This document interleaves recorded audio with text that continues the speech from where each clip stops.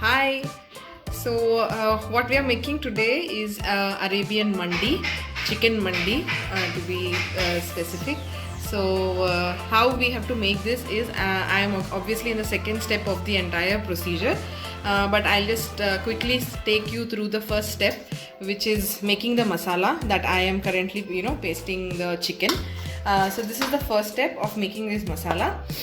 This is basically 2 teaspoons of dhania, 1 teaspoon of jeera, 7 long, and some 6 to 7 cloves, which is your elaichi, and your cinnamon sticks of around 3 to 4, and 1 teaspoon of your ginger powder, and 1 small half piece of nutmeg, and a little bit of kesar water is what I have mixed, and obviously salt and chili powder I have added to it.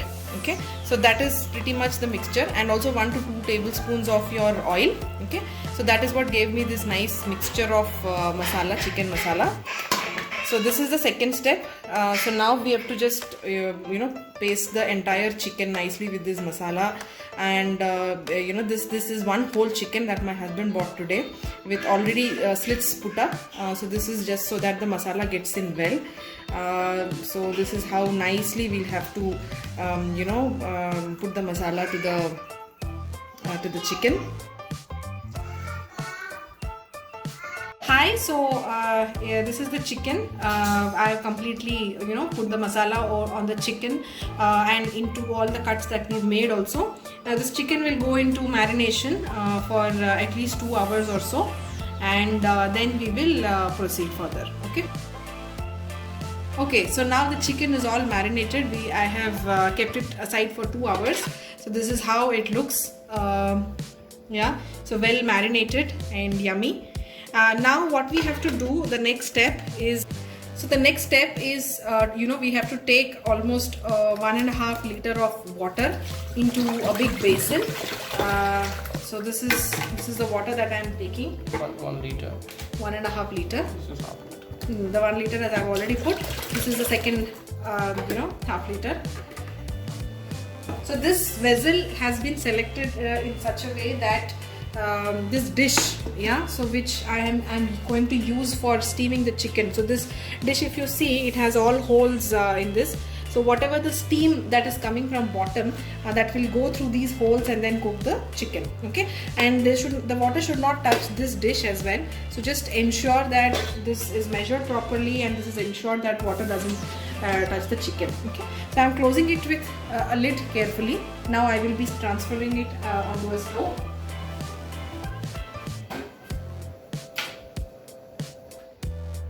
So now, as you can see, this entire setup is now put on the stove. I have put it on a high flame, as you can see it here. So it will be on high flame for about 10 minutes so that there is a lot of steam that comes from the water below. And after 10 minutes, we will change it slowly to a medium flame. And we will put this in this setup for at least 30 minutes till the chicken becomes very tender and it is almost cooked. Okay, so tender till the chicken becomes soft and tender and well cooked. So now, as you can see, this entire setup is now put on the stove. I have put it on a high flame, as you can see it here. So it will be on high flame for about 10 minutes so that there is a lot of steam that comes from the water below. And after 10 minutes, we will change it slowly to a medium flame. And we will put this in this setup for at least 30 minutes till the chicken becomes very tender and it is almost cooked. Okay, so it's half an hour since the time we have kept the chicken on the stove. So I'm just trying to check how far it has cooked. It looks tender enough. I think we can, I think it's cooked and it's tender. So mostly we can, remove it from the stove. So just another word of caution here, whatever the water that you have used in this step, that has the masala from the chicken also has gone into the water below. Okay, and that water we are going to use it again for cooking of rice. So don't throw that water or don't discard it at this step. Just secure it and keep it aside, and I will get back to you while cooking the rice how we are going to use that water. Okay, so now the chicken.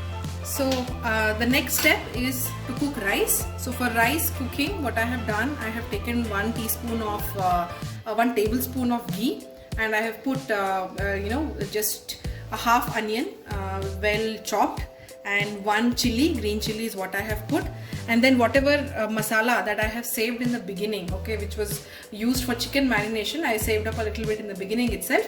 That masala again has been added to this, and the chicken stock that we saved up in the previous step, now I have poured it into it. Now the water has to boil this entire chicken stock. Right now it is on a high flame, just so that it boils to the right temperature, post which I will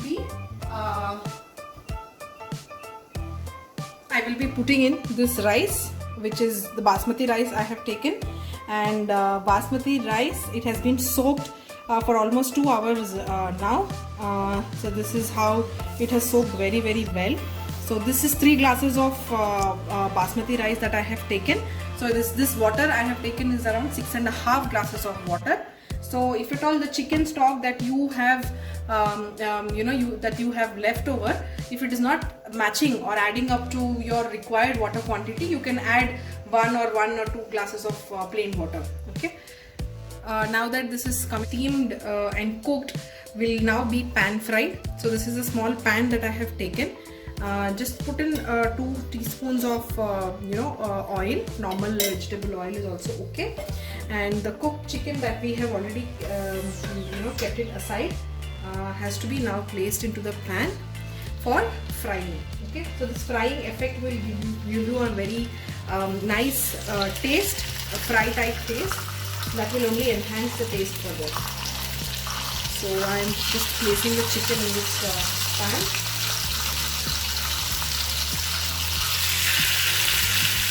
For it to get cooked.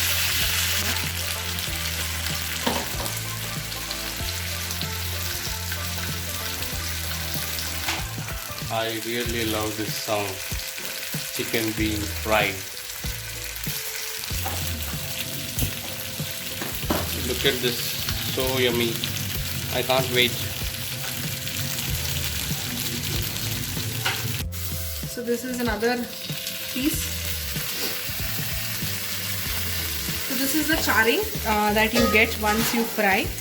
So for this effect or that fried flavor is what we are frying this for. There are 2 other leg pieces. Those are reserved for KFC chicken. Though I wanted all this to be mandi chicken. Listen to that sound. Listen to that sound. That chitpat sound. So sound itself is yummy. Yeah, so soothing and so tinkling to the ears. So just so that we also are making it clear to you all why we are making mandi today. My husband has been craving for this mandi biryani for the last 3 to 4 days. He has literally been dreaming about it, and he has been harping about it on every outing that we are going. And I am hell-bent on not having outside food. That is because of the corona and COVID situation that we have, and hence today this experiment and this entire work is being done. Yeah. So this is the progress of our rice. It's been cooking well. Now in some time we will also be putting the kesar, which is for coloring and also for that yummy flavor.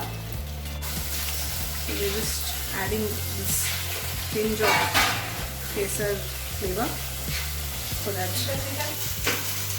Mix it well, stir it well. Stir it well so that your color also is getting cooked into it. We're getting uniformly distributed also. We'll just allow it to cook it for some more time. Though the rice is already cooked, we'll just give it some more time. Post which we will be adding the chicken to it and other ingredients that we have planned. So now that rice is